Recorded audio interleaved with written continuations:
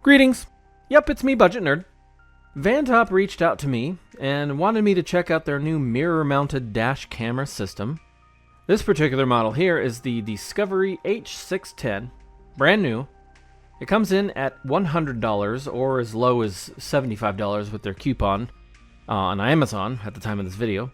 So let's check this thing out and see what it's all about.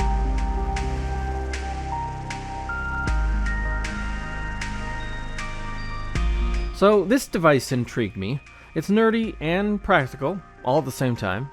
And once I realized it wasn't meant for constant selfies in the car, it started to come together for me. Plus, the Stang is due for some time in the spotlight.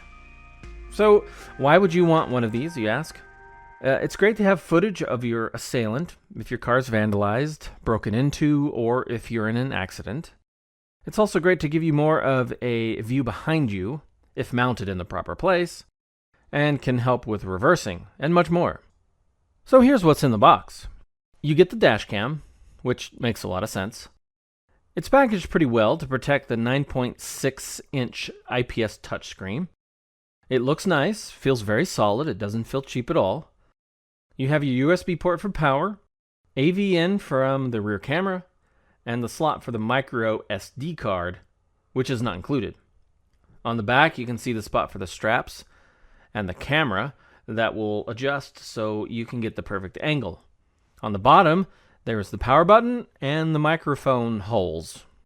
You also get a spudger to help route cables when installing, lens and screen cleaning cloth, the cigarette power adapter, the rear camera with its AV cable and its reverse signal cable, some sticky things to fasten your rear camera, straps to hold a dash cam to your existing rear view mirror, and the manual, which is pretty good. Check out these specs for the nerdy. It supports micro SD cards up to 128 gigabytes, which is good because these videos can fill up quickly when you have it recording all the time. It will overwrite the oldest videos, but it will not overwrite any emergency videos created from tripping the G sensor. More on that later.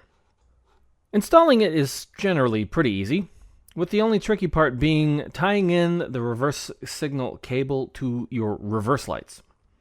When this is hooked up, it will automatically switch to rear view when you put it in reverse. You don't have to do this if you don't want to. The rear camera will still work, but you'll have to manually change to the rear camera and you won't see the reverse guides. First, let's get a few things out of the way. The dash cam is meant to be placed on top of your existing rear view mirror. Don't install it somewhere where it could be a distraction, block airbags, or that could hinder your sight. This isn't a replacement for checking all your mirrors still and making sure the path is clear. Each car is different, so check your manual for tips that might assist you with your install. I'm no car electronics pro, so take my steps at face value, and before you mess with your car's electronics, it's a good idea to disconnect the battery. If you are unsure, have a pro or an eligible friend install it for you or help out. Before you begin, plug everything together and make sure it all works. If something isn't working, make sure it's hooked up right or contact Vantop for support. If you want to skip the install part of this video and go straight to the review, skip to this time. I found it easiest to plug in the power, the rear camera AV cable, if you plan on using it, and put in the micro SD card first. Then slide out the camera so it will clear your rear view mirror, then using the straps fix it to your mirror. Plug in the car adapter and it should come on. If you do not plan on using the backup camera, then you are done with the install. I installed the whole shebang, so let's keep going. I started by mounting the camera just inside the rear window using the sticky pads. This is a bit easier and great for surveillance, but it doesn't work great if you really plan on using the camera as a rear backup camera. I wanted to move the camera to the rear exterior of the car to be used as a better rear view camera, but my car didn't really allow for it. Plus, you'll want to mount it centered and aimed up or down just right so those backup guides will actually help. If you want to go further, you can attach the red wire from the camera to your reverse lights wire.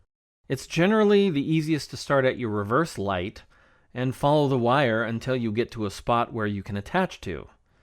You might need to pull out a few items or a panel or two.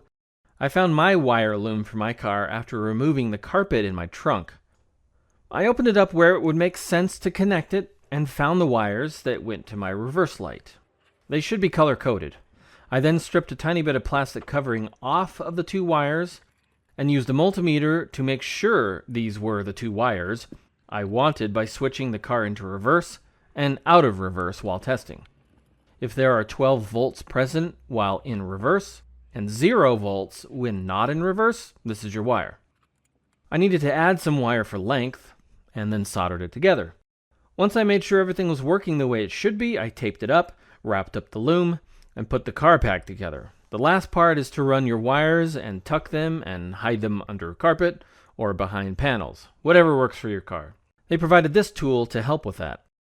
You could also run the power adapter wire and hide it the same way, but I didn't bother while I was testing it. Make sure that everything is installed tightly. We can't have cameras flying around the car when you have to brake hard. Alright, on to the review. The dash cam stays in place for the most part. It looks nice. When the screen isn't on, it totally doubles as a rearview mirror. They seem to have it dark enough to be used at night and not blind you. Press the button on the bottom to turn the screen on or off, or touch the screen to turn it on. Slide your finger up or down to adjust the portion of the video you see. Swipe left to change the camera view. Drag your finger up or down on the right side to adjust the brightness, and swipe right to look through clips and pictures.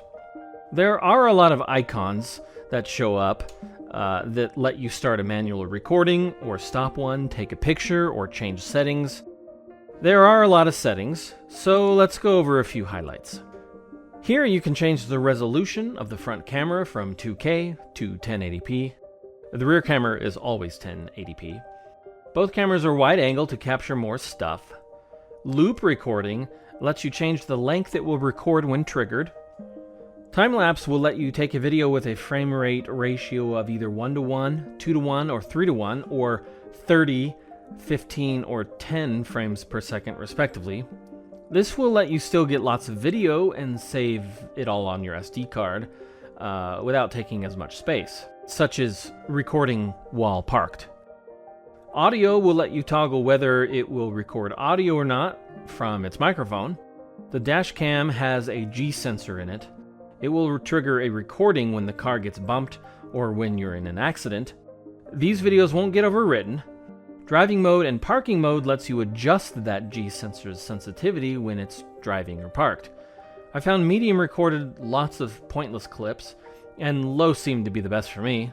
I had to dig around a lot of clips with nothing in them to find what I was after, but I suppose if your car gets broken into or you do get in an accident, you will be grateful to have all those videos to dig through if it means you'll have the one you want.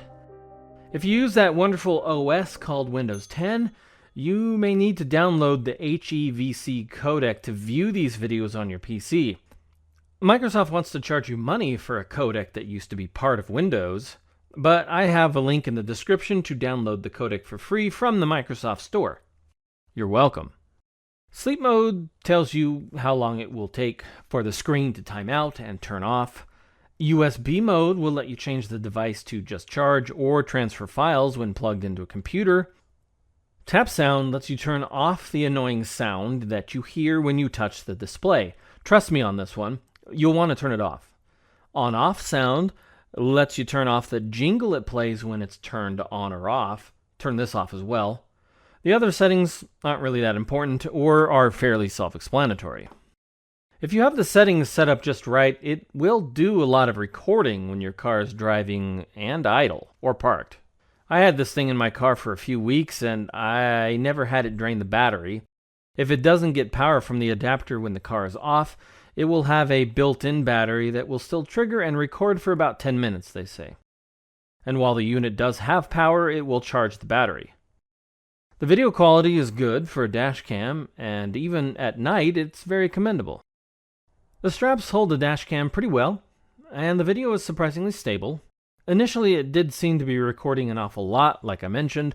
There were a ton of videos it recorded, but after changing the settings, it made the recordings longer, and there were fewer of them.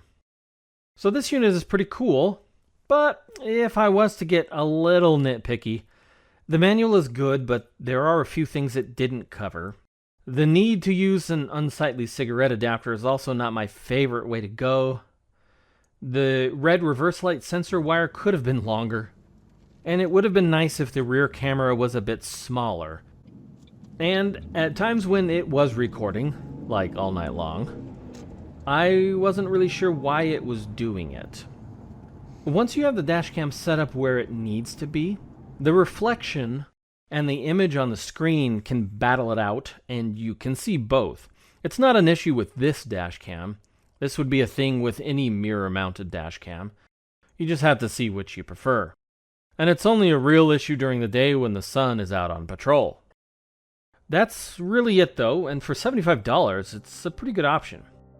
If you're interested, there's a link in the description. Thanks for checking out the video, and I have a few more reviews in the works, so stay tuned.